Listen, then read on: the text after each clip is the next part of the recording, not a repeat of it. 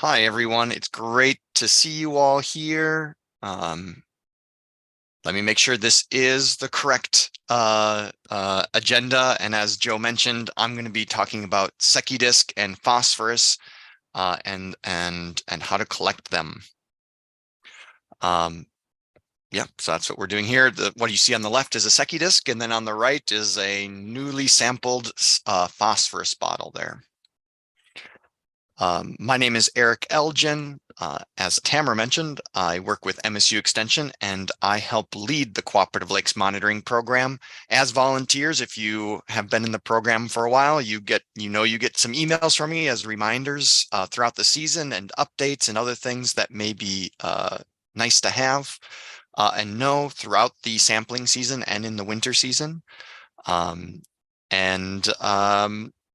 you ever need to get a hold of me, feel free to do so. There's my cell number as well as my email.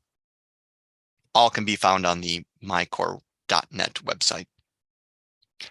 The shortest of backgrounds, I've been working on lakes for many years, from looking at aquatic plants in the Midwest to doing natural shorelines in Minnesota, working up in Canada on the water quality of our alpine lakes up there, and then also studying food webs and their impacts on lake ecosystems.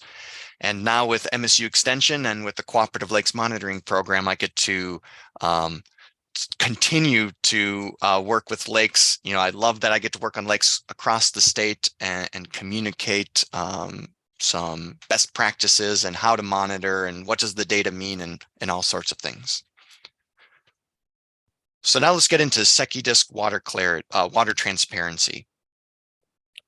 The availability of light is an important factor in many components of a lake, from the lake zones, like how far can aquatic plants grow into a lake, influences the full primary production. So are aquatic plants present at 15 feet or are they present at 20 feet? All of that is affected by the availability of light.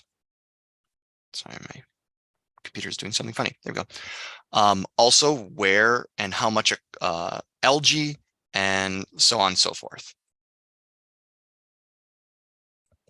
So what is the Secchi disk? A Secchi disk is a very simple tool that is a black and white, 8 inches. Now it's plastic and there's some weight on there and it's attached to a rope. That's all it is. That's what a Secchi disk is.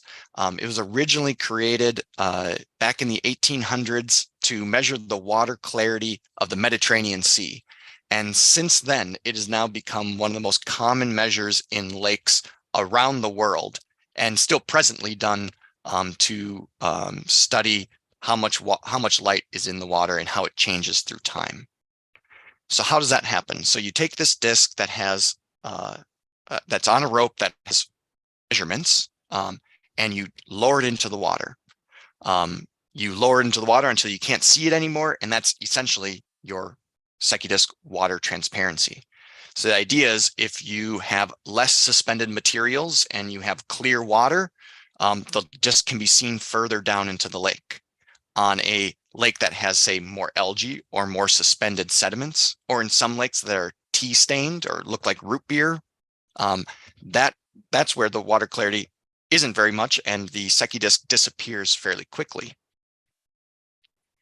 And so what does this tell us? So we can see a disk further into the water, or we can't see it very far into the water. Well, this is when we sample this, and Joe and Tamara mentioned this is a long-term monitoring program. When we measure this, we can start to get, it can tell us about natural processes that are taking place in a lake, like the spring clear water phase, where little invertebrates called zooplankton clear out the water of algae. But it also can be an indicator of human changes. So if a shoreline has become so modified and hardened and there's erosion issues, or in the lake's watershed, if there's a lot of disturbance happening, that can release sediments and nutrients into the water, and we can start seeing changes caused by that by just looking at Secchi disk transparency. So when we monitor Secchi disk, we monitor through the season in the CLMP, and that's important. So here's one summer of Secchi disk data. And as we can see, I should explain, when we look at Secchi disk data, we often look at it in an inverted graph where the 0 is on top. And then as it goes down, it goes deeper into the water. And then when we look across, this is time. And I kind of put a little boat on here to represent, there's the top of the water, and you can imagine a disc going down and disappearing around 14 feet there in June.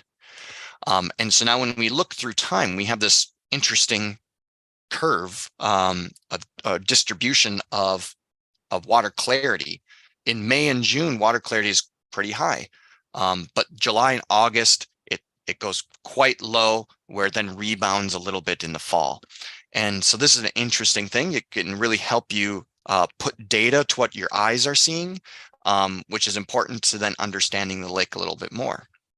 And then what can happen is, so this is one season, but what if we link multiple seasons together? And so here's looking at Secchi disk data through 3 years.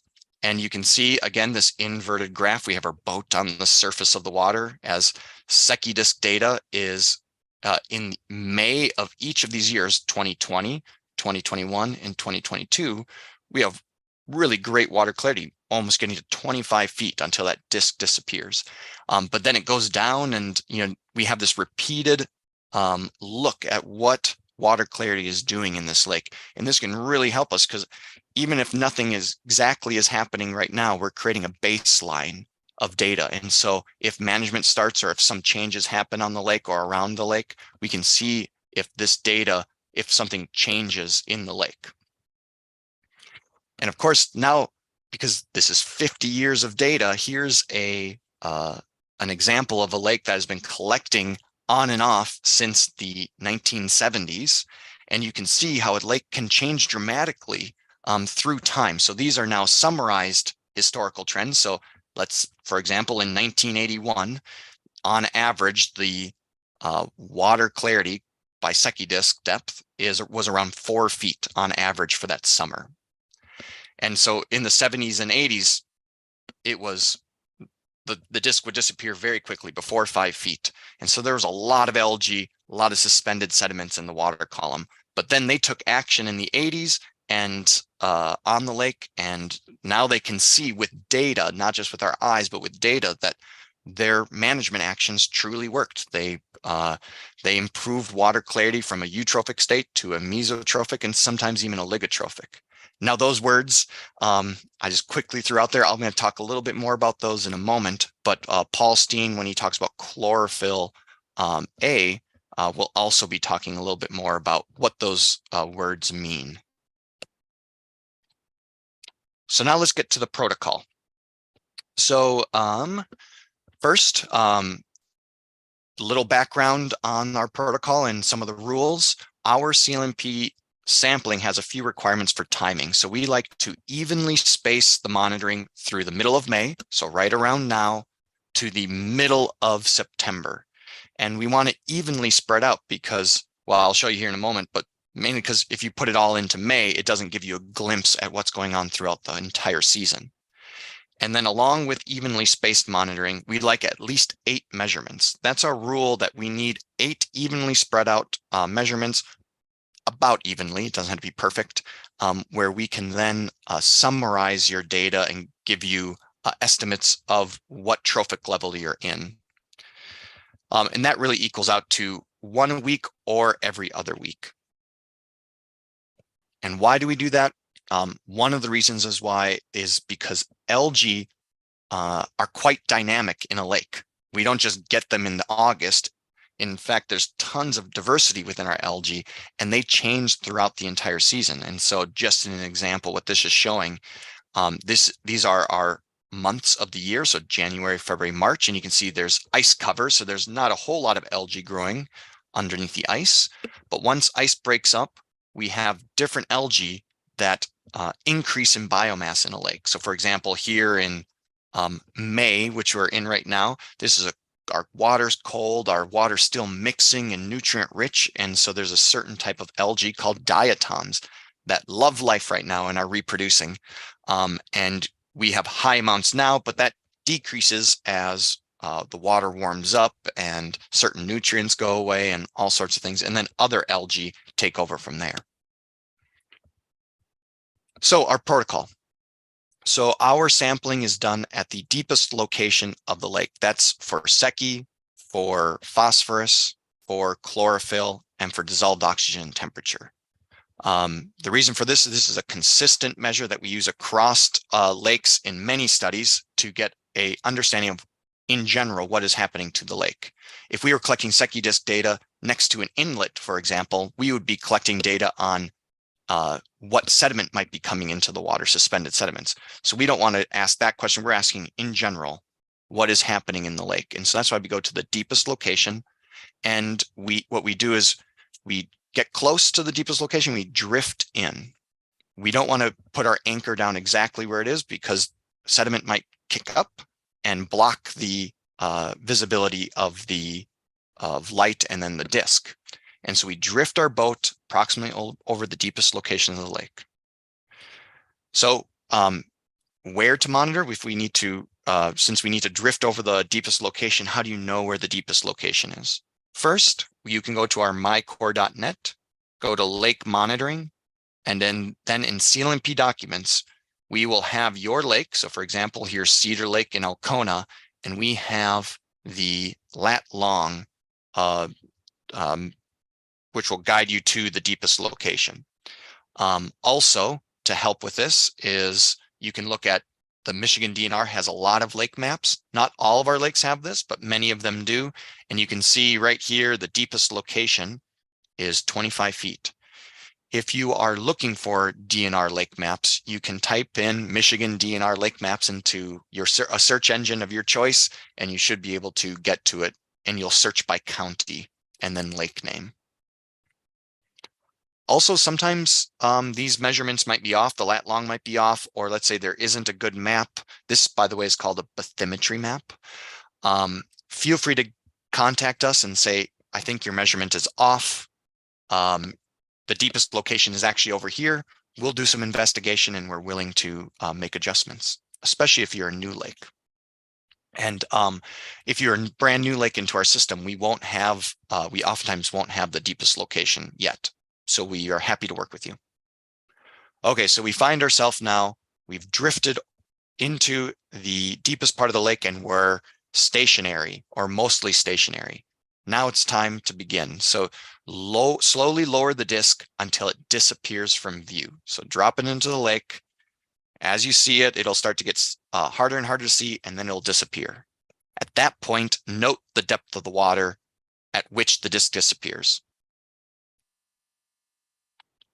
Now, slowly raise it back up until you see it again. And note that depth. The next step, step 4, is the official measurement is now averaging those two depths together. So they won't be that far apart. So you'll have a deeper measure, a shallower measure, now average them and round to the nearest half foot. And that is your measurement. So not too difficult. It seems like it might be a very coarse measure because we all have different eyes, but in fact, when we look at that, we all have very similar eyes, and it is a consistent measure through time, through different people, through different lakes. But there's a couple things that help with that consistency. If you do not wear sunglasses, so that changes how far, a polarized lens, you can see the disk further into the water because it helps get rid of glare and refraction and stuff. And so you'd see it further. So because of that, do not wear sunglasses. You can imagine if you're wearing sunglasses and then in 20 years, another volunteer on your lake is not wearing sunglasses, that can change the data and how we can compare them together. So do not wear sunglasses. What side of the boat? So you should always be picking the shady side of the boat to do your measures. If you are on the sunny side, the reflections off of the ripples might impact the consistency of the measurements. And so always go on the shady side of the boat. If you're at high noon, it doesn't matter. The sun's coming as close to straight down as we can up at this latitude. And it's okay whichever side. Also, to help with consistency is to be consistent in weather and in timing. So measure between 10 and 4. This makes sense because if you're at 8 o'clock in the morning or at 7 o'clock at night, the angle of the sun is much more lower, and this can change the reflection off of the surface of the water, which impacts then how far you can see the disk. Sunny, calm days are best. You can still do them in cloud cover, and that's okay. But being calm is nice. So you can imagine if it's a very windy day and your boat is moving now because of the wind, that disk will be at an angle. You want to minimize that angle as much as possible. So being on a calm day is great. If there's a lot of boating happening, let's say it's Saturday and there's been a big boat race, that would be very that could change the how much sediment is up in the water, because there's a lot of sediment resuspension that can happen from boating, and that would artificially impact what your Secchi reading is. So make sure you don't measure during those very strange, weird days. Okay, what you get when you enroll in Secchi Disc is you'll get this in the mail, or if you've lost it or can't find it, you can find all of our data sheets online at mycore.net. But this is what the data sheet looks like. We have, and please fill out everything. So lake name, county, township, lake sampling site, what we call the field ID. That is something that when you enroll in our system, each lake has in the state of Michigan has a specific ID number, because you can imagine there are a huge amount of long lakes or mud lakes or clear lakes, all these types of lakes. There's lots of them in the state. And so we give a unique identifier, and we will give that to you. And that's what you put there. If you can, lat long, and who collected the data. We give you some weekly sampling intervals to help you get evenly spaced data. And then for folks who are on shallow lakes, so these are lakes that are typically 15 feet or so or less at the deepest location, your Secchi disc may actually sit on the bottom, and you can see the Secchi disc on the bottom of the lake. In that circumstance, please write in the unusual conditions, Secchi disc on bottom of lake. That is really important because that's not a true Secchi disc reading. A true Secchi disc reading requires it to disappear. And so if it is sitting on the bottom, we do want to know that. And then that completes the data to be consistent through the years.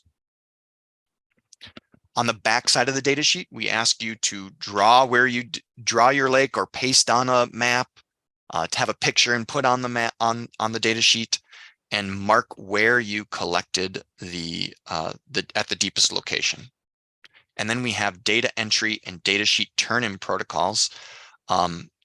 We'll be talking about this throughout time, but here's the first part is we would like you to enter. Oh yeah, I have it right here. We would like you to enter your data yourself. There are around 300 lakes, and so it is really helpful to get data in timely by going into the mycore.net website, and then we have instructions to entering the data yourself into the database. We ask you to do that by October 31st, which is the end of our sampling season. If you can't enter your own data online, we have your back, and we are happy to enter the data for you. Here we are. So this is our mycore.net header here. And if you go to data exchange and you go to enter data, then you can enter it if you are a lead volunteer who's signed up. And assisting volunteers can do it as well for your lake. Okay, so all of this, you've collected all the data, it's input into the system. That data is live fairly quickly on our data exchange. So that's our database here. So you can view that data as soon as data is entered. But you get a summarized report. Any lake that is enrolled and collects data throughout the year gets a report early in the upcoming year. So collecting data here in 2023, we will get you a summary report in early 2024. And here's an example of what you can see for Secchi disc. If you look at this panel right here, here is a lake that has been collecting Secchi disc consistently since the beginning of our program in 1974. And you can see how Secchi disc has changed through time, very little in this lake. And what's neat here is that it gives you your 2022 numbers and averages, standard deviation, saying the variation there. And you can compare it to your lake within the 5 years prior. And so you can see how your lake is doing compared to the 5 years prior, or to all CLMP lakes as well. So you can compare yourself to other lakes, which is kind of nice. Also, and we'll be talking about this too, Carlson's TSI, that's Carlson's Trophic State Index. And we use Secchi disc to calculate what trophic state you are in, what your trophic status is for your lake. And that's really referring to the how productive it is, how much algae is growing in this water body. And you also get more detailed information in that summary. So here example is, here's that inverted graph with 0 on the top, but here's Secchi disc through the years in this lake. And the error bars here are showing the variation, because May might be different than August, and that shows the variation through time. And I just wanted to show, here's an example of a lake that collected data on their lake in the late 70s, early 80s, and then also started collecting in the 2000s. And as you can see, this is how the value of long-term data is. Now we can compare, and you can see that Secchi disc water transparency has decreased through time. So in the 80s, it was around that 14 feet, and now we're looking more at 11 feet. So that's really important to know as we try to understand our lakes and maybe make some changes around them. So before I move on to spring and summer phosphorus protocol, are there any questions? I see there's one chat. So I try to make it over. Oh, perfect. Joe put the link to the DNR inland lake maps, where you can find the deepest part of the lake. Feel free, if you want, this is a chance if you want to unmute and ask, feel free to do so. I'll just wait a couple seconds.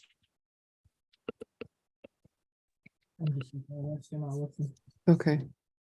Hi, Terry. I think I see you unmuted. Yes, I have two questions. One, on that chart that you were showing us, the last column said Carlson TSI. Could you tell us what does that mean, Carlson TSI?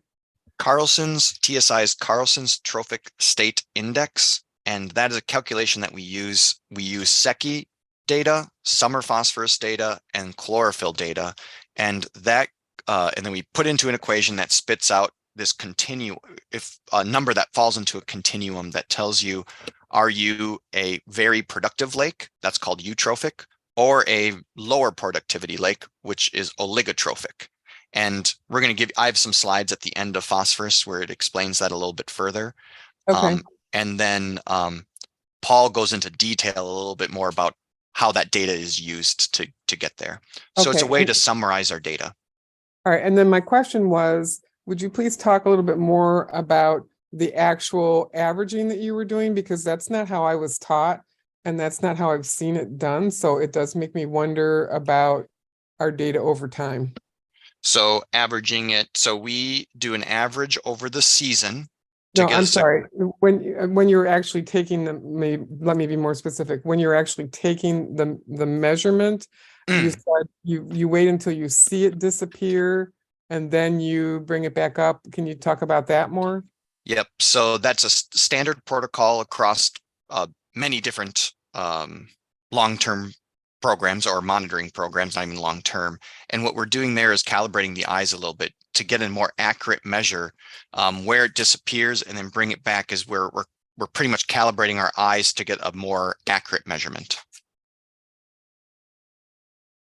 Okay. So what you'll see is that where it disappears and where it reappears are going to be very close to each other.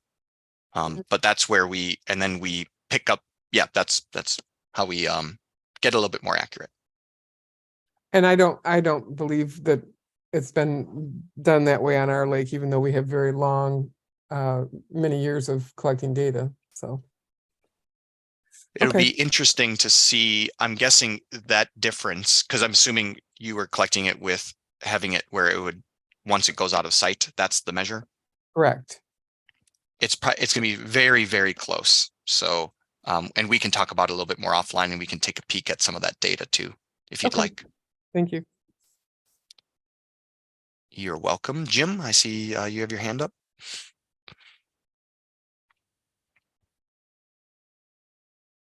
There we go. Thanks. I don't want to like encourage false data or like anticipating the data that you want, but can you talk a little bit about what's going on if you see a downward slope over time or an upward slope over time?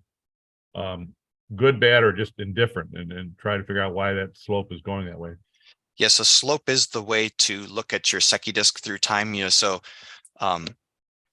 all lakes fall naturally in eutrophic conditions, mesotrophic and oligotrophic, meaning there are lakes that have lots of algae naturally, lakes that have less algae.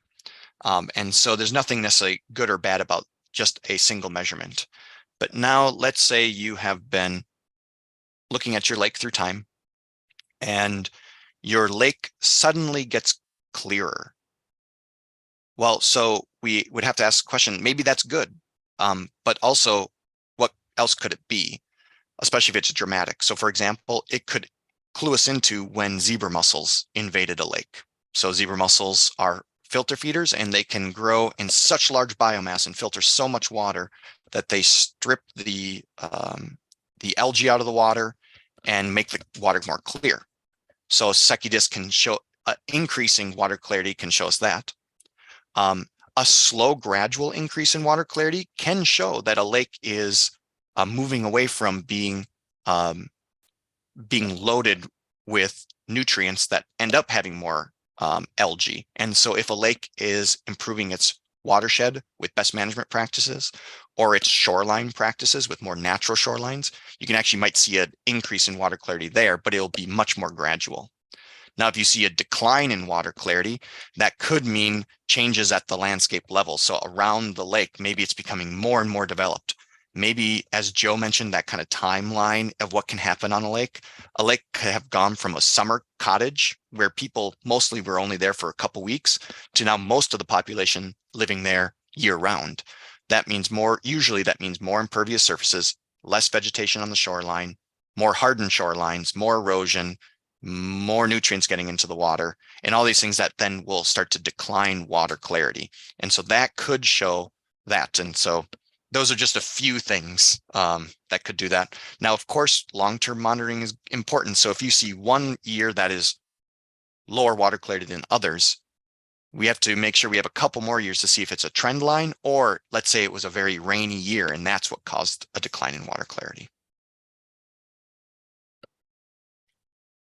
Any other questions I'm seeing?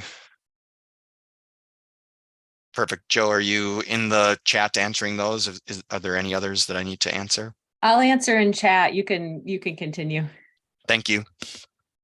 Okay, thanks everybody. Now we're just going to move on to phosphorus. So in the Cooperative Lakes Monitoring Program, you can sign up. It's up to you. You can sign up for one or the other or both. We collect in the spring and we collect in the summer. And actually, I'll get into it a little bit more. So I'll just say, so when you're enrolling your lake, you can enroll early in the season, right after ice off, and then later in the summer during the height of summer stratification. So why do we look at phosphorus? Phosphorus is the reason why is phosphorus is a very important nutrient, and usually one of the most important nutrients to the growth of algae and plants in lakes. What we call that is it's usually the most limiting nutrient to growth of algae. So for example, if I put in more silica into a lake, which is a nutrient that many algae need, it wouldn't necessarily result in more algae. But if I put phosphorus in, it will result in more because that is what's limiting the growth of the algae in the lake, in most lakes in Michigan, not just in Michigan, all around the world. And so phosphorus is natural. It varies in the amount in each lake due to the geology typically, and it's an important nutrient. Now it becomes even more important because of pollution.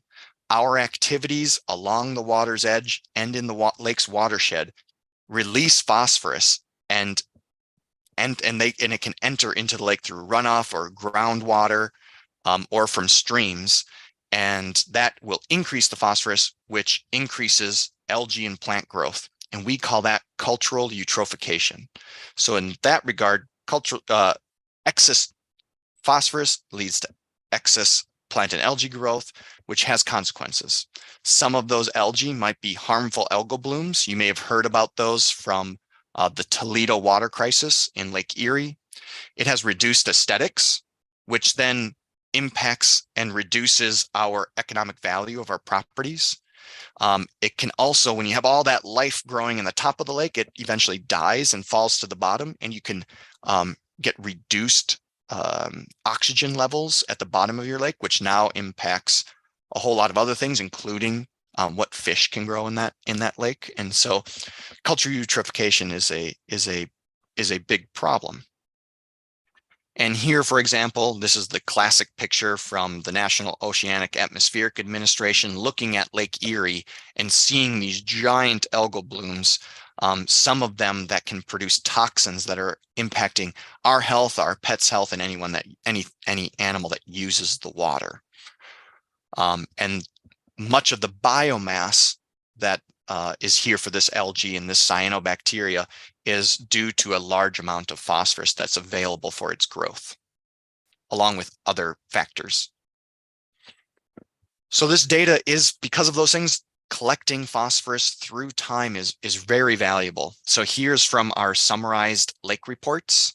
And in the spring phosphorus sample here, we can see this lake has been collecting since 2011, and we can see it is declining. Phosphorus is not an inverted graph, so this is a typical graph where 0 is at the bottom. Years are on the x-axis, and then the amount of phosphorus is here. So we look at spring phosphorus during a time in the lake called spring mixing, also known as turnover. So the ice is melting, the water's just starting to warm up, and what's happening here is the whole lake is mixing. If you looked at temperature, it'd be from the same from the top to the bottom. Oxygen is the same from the top to the bottom, and so is phosphorus, nitrogen, and a whole lot of other nutrients. And this is a great time to collect phosphorus because we get a glimpse at how much phosphorus is in the lake and how much may or may not be building up through time. Now let's fast forward later into the season. And so at this point, the sun has warmed the surface of a lake. When water warms, it becomes lighter, it becomes less dense, and floats on top of the colder water below. And so now you have stratification. We've all probably experienced this if we've jumped off of a boat in the middle of the lake and it's warm and it gets really cold fast. Well, you've experienced stratification, where that warm water is sitting on top of the cold water. And so when in August, at the height of summer stratification, August and September, we take another sample, and that helps us understand the loading, the external loading that might be coming off of the landscape or the groundwater. And it also is used to measure what trophic status. So back to that Carlson's TSI, Carlson's Trophic State Index, it is used to help calculate that number. So let's get into the protocol. So what you first get in the mail, you'll get monitoring instructions, sampling and turn in schedule and locations. So we give you the dates, a range of dates to sample, and then where to send those samples. So we have the Department of Environment, Great Lakes and Energy's water laboratory do the analysis. And so we collect from all over the state to these sampling locations, then get sent to us, which then we prep and send to the laboratory for analysis. You'll get a data form, you'll get bottles in the mail, And those bottles are 250 ml sampling bottles with caps on. Other materials that you will need to provide are a cooler bag or a cooler with an ice pack, Ziploc baggies of different sizes, and a pencil or Sharpie. So spring phosphorus, as I mentioned, is measured during spring mixing. The date of sampling now does depend on you. We say that please collect, or you need to collect the spring phosphorus sample within 14 days after ice off. So I was just notified up in the UP, the lakes are finally becoming ice free. And so that starts, determined by the volunteer, that starts the countdown of 14 days to collect within. We're collecting within 14 days because we want to ensure that we are collecting during spring mixing and that we can be consistent throughout the years. These both samples, spring and summer, are surface grab samples. So we go to the deepest location in the lake and we only go within a foot or two below the water surface. This represents in spring the whole lake, as I mentioned. Summer phosphorus is measured during summer stratification, so that's August and September. That depends on where you are in the state. So southern parts of the state compared to the upper parts of the state. And so that's why we provide a schedule that we send to you. Or if you lose that or can't find it, you can find it all on our website at mycore.net. And it'll tell you by county when you should sample. So here's an example of what a turn-in schedule looks like. First, spring phosphorus. You turn it in, all around the state is turned in on June 27th. So you would look up your county, you'd look up your turn-in address, and you even have a person if you need to chat with somebody, and then you turn it in between 8 and noon on June 27th for your spring phosphorus. For summer phosphorus, which you see in this turn-in schedule, you would do the same. So you'd look at, I'm in Elgin County. I need to bring it to the Kalamazoo Eagle District Office. I need to sample within September 21st to 25th, and I'm going to be turning it in between 8 and noon on September 26th. Now, some lakes, let's say you can't get to, you personally on your lake can't get to that drop-off location. We can help you reach out to lakes and volunteers that are close to you, and maybe you all can pool together and drive it, have one person drive it over. We can help you organize that if you wish. Okay, so the protocol. Step 1, fill out the labels. So before the bottle touches the water and gets a little wet, please fill out the labels and stick it onto the bottle. Make sure the ink, or if you use a pencil, that's good. If you use ink, make sure it's indelible ink that doesn't run away with water. Fill it out, and you put in your location, your field ID, that's that unique lake identifier, the date that you're going, these are the collector's initials. And what we have here is 2, because you're going to be taking 2 samples. And on the second sample, make sure you put rep, and that is referring to replicate. What we do is, to have quality assurance on our data, we analyze 10% of the lakes, their replicates, to make sure that everything is looking good and consistent. So step 2, your labels are filled out, they're on the bottle. Now it's time to go into your, drift into the deepest location of the lake, right where you take Secchi disc as well. Make sure you're not disturbing the bottom with your boat motor or with an anchor, because those sediment particles that you might kick up have phosphorus in there. So you want to drift into the deepest part of the lake. Once you're at that deepest location, remove the cap and rinse the bottle out with lake water at that sampling site, and do that twice. So put it into the water, get some water, swirl it around, and dump out. Note, only use the bottle that we provide. So phosphorus analysis in the lab is very sensitive. And so if there are extra materials in a unclean container, that will skew the phosphorus readings considerably. And so so please just use the bottles we send, and make sure that the bottles and the cap remain uncontaminated. So for example, you don't want a piece of mud flying into it from your shoes. You don't want to get material inside of the bottle other than the water, because that can change the amount of phosphorus that's in that we analyze. So step 3, we collect. And so what we see here, I'll grab a bottle here. So we collect the sample by holding, if you can see me, you are holding on to the bottom of the bottle, you take the cap off and you put it in up to around your elbow, so a foot or 2 deep, and then you're a live spider. That's why we're seeing this. And then you become a dead spider with your legs up.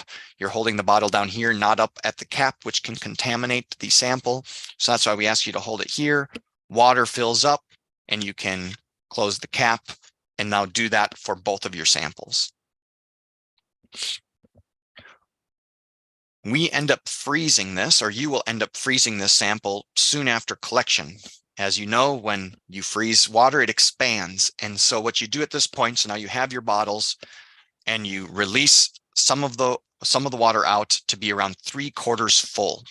So that allows it to expand without cracking the bottle.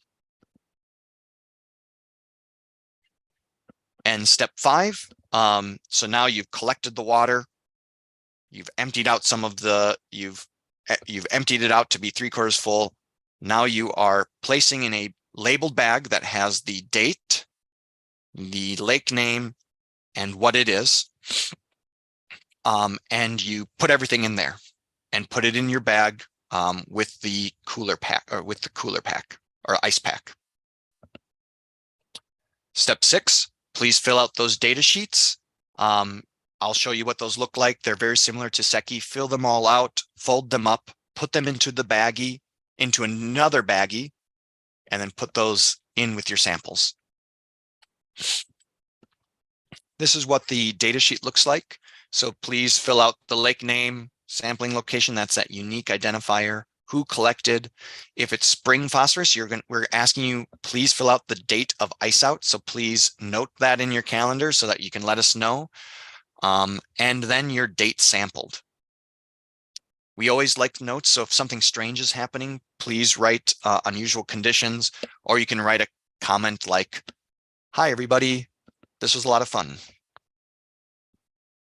On the back side, once again, we ask you to note the lake and where you sampled, and then please enter that data by October 31st. We will then have that data we'll have the samples analyzed, and we will input the data on the backside once it's been analyzed by the state laboratories. Okay, so you're back. You have everything. You're back at your house. Now it goes right into the freezer until your turn-in date. So you want those bottles frozen soon after collection. Now it's been frozen for a while and it's time to turn in. You've gotten to that turn-in date and you're going to turn in your samples frozen. So don't take it out too early. Take it out just when you're going to be leaving. Keep it cold and frozen, and then hand it to your drop-off locations with your data forms to that designated location for your lake in that county.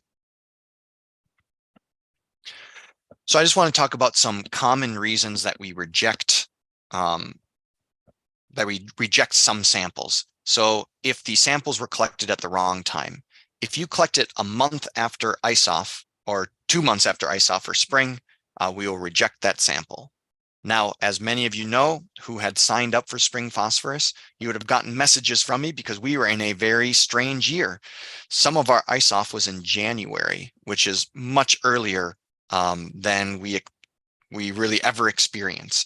And so this year we are still interested. Please make sure to put in your ice out date and when you collected, and we won't reject samples like we do in usual, but we will note, and we're going to be looking at this data to see how it may vary from the others. Incorrect delivery. If you forget to turn in your sample, or you brought it to the wrong location and it thawed before it got to us, we will be rejecting that sample because we don't know how long it's been thawed for and it could compromise the sample. Another one is, let's say you didn't let enough water out and it cracks the bottle. Well, that allows for contamination to come in, and so we can't trust that water sample, and so we reject that as well. So one of the most common reasons is because wrong bottles were used. So here's an example of a Parmesan container, which more than likely was clean, but not clean to the specifications that these bottles are for phosphorus analysis. So they are clean specifically for phosphorus. And this Parmesan container would not have been. Sometimes we even get them in urine sample containers. And so we will reject all of those we will reject all samples unless they're in our bottles. So once again, the value of long-term data. Here's a lake that's been collecting spring phosphorus since the beginning of when we did it, started in the 90s. And as you can see, there's this, the data is fairly flat, but declining through time, which is maybe in this circumstance great to see. Maybe it's because of best practices that are happening. Maybe it's because people, the switch from maybe people aren't putting on phosphorus on their lawns as much, or so forth. So here's a little bit kind of to end my presentation on Secchi and phosphorus, is that Secchi and phosphorus data are used to collect and calculate trophic status. And so we talked a little bit about it again, but what we're doing here, trophic status is a description of how productive a lake is. And productive is saying how much plant and animal life that lake can support. And so we use water transparency, Secchi disk, and we use summer total phosphorus, and then we're going to use chlorophyll as well to get an indicator of what trophic status your lake is in. And so, for example, this clear lake that we see here, this is most likely oligotrophic or mesotrophic, so there's not a lot of algae growing in it, whereas this lake here, you can see these are, this is an algae called a phanozomenon, and there's a lot of it, and so this would be more eutrophic. Here's another look. So now the terms we use, and so low productivity, high water clarity, not a lot of plant or algae. The animal biomass will likely be lower too in total, and those lakes are called oligotrophic. These also have higher oxygen usually than our other productive lakes. So eutrophic on the other end is highly productive. It has a lot of available nutrients for plants and algae to grow, and you might have a lot of animal biomass as well. And then mesotrophic is in between. So I just want to finish my talk on this point, is that no data is better than bad data. Because we are a long-term monitoring program, it is important to be consistent with our data collection, to be as good as possible. And because if we collect outside of our protocols, it could skew how we evaluate this lake through time, or see what the data means and what's happening in the lake. And so if you can't collect with our protocols for various reasons, there can be lots of them, contact us. We can talk it over on what the best thing to do going forward is. But just collecting data that isn't right and then getting into our database can skew our long-term look at our data. So just making sure no data is better than bad data. So thank you very much. We're at the end of learning our spring and summer phosphorus. Are there any questions? Hi, Marie, Eric. Yes. Oh, I'm sorry. Yeah, I can facilitate for you. So yeah, Marie has Perfect. her hand up. So maybe Marie, if you want to unmute yourself. Hi, good morning.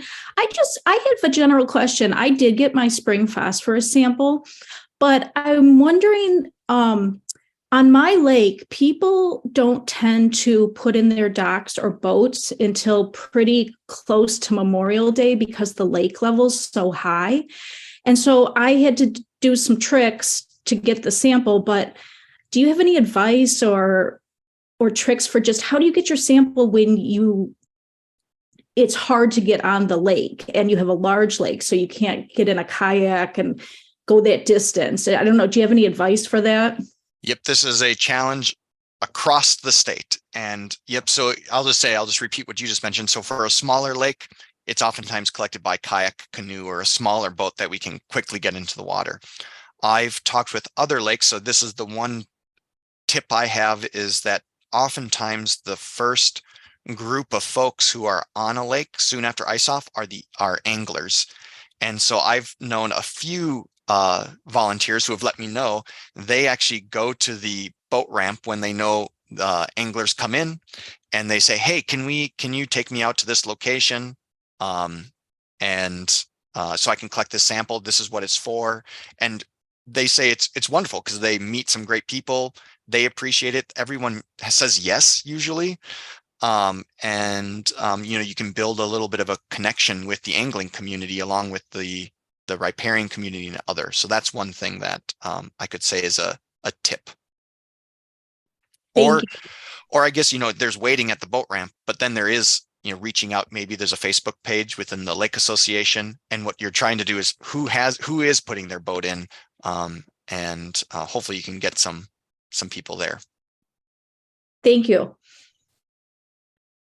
This is Joe again, a comment that I'll make for everybody in case it was missed, because I had some private chats about this. If you're enrolled in monitoring summer phosphorus, those bottles have not been mailed out yet. Fear not, they will be mailed. That sampling doesn't happen until the end of August or September, so we've got plenty of time to get bottles into your hands.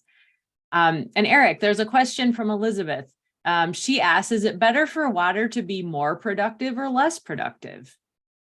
Good question. The answer is there is no answer. If your lake is naturally more productive, then this is it brings back to the question that was brought up for Secchi data through time and looking at the trend. If your lake has been more productive, and it naturally is, and it is stable there, then that's what your lake is. And so fighting against that, saying, hey, our lake is eutrophic, we need it oligotrophic. That's not necessarily the case, because it maybe never was naturally oligotrophic. So now, as I mentioned in that trend, let's say your lake was oligotrophic. We had data to show that's low productivity and it's becoming more and more productive. In that case, then you would say, well, something must be happening that we should look into potentially to reverse those trends so that we can get it back to a more natural state. All right. They say thank you for that. Okay, good. I think I answered it well enough. You did. It's a big topic. It's a big topic. Yeah. All right. Another question in the chat from Cole. In what case for Secchi disc or total phosphorus monitoring would your readings warrant mitigation from Eagle? Mitigation. So let's say they are so alarmed. So your Secchi disc is very low, meaning it disappears within a couple feet. Or if your phosphorus is so high that you would be classified, and I didn't use this word, but hypereutrophic. So this is where it is very, very productive, very, very, very productive. I'll throw out there. I'll say that those can trigger a conversation. What you can have first is you can contact us if you want to just gain a little bit more information on the data. And then we can work. What's great is, like Tamara mentioned in her intro, it's wonderful to have a group of us in many different agencies or groups. And so Tamara, being from Eagle, we would put you in touch with her. Tamara, do you have anything to add to when Eagle may be notified due to certain Secchi phosphorus data? Hi, Eric. Well, we look at the data every 2 years, essentially, all the CLMP data, and we look at the trophic state indicators, as Eric mentioned. And then if we do see some that are hypereutrophic, it will kind of prompt us to look and see if we have data we've collected on that lake. Has there been algae complaints on that lake? And then we will take more data if we haven't taken any data before we make any decisions regarding it. But it is a trigger. The data does trigger us to say, hey, something might be up with this lake. We need to look into it further. And we appreciate everyone doing the sampling because we can't get to all of the thousands of lakes every year. Thank you. All right, great. And I responded in the chat, but I'll mention it here too. And it can be confusing, and we understand this. So registering to come to this training is not the same as enrolling in the CLMP.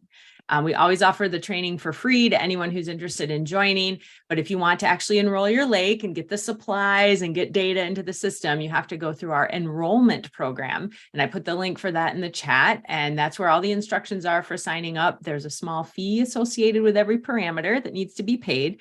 And that's how you get your paperwork, your supplies, and all of that. So we understand that that can be a little confusing at times. So that's the steps. There's registering for the training, but then there's also enrolling in the program itself. All right, I think we've gotten through all of the questions in the chat, and we're right on time. It's 10:15. So folks, we're going to take a break for the next 15 minutes. And so you can stay in this Zoom room if you wish, or step away, come back to the same link, however you want to do it, but we'll leave this open and we'll resume at 10:30 with Tamara presenting on dissolved oxygen and temperature monitoring. So we hope to see many of you back in 15 minutes. Thanks, everyone.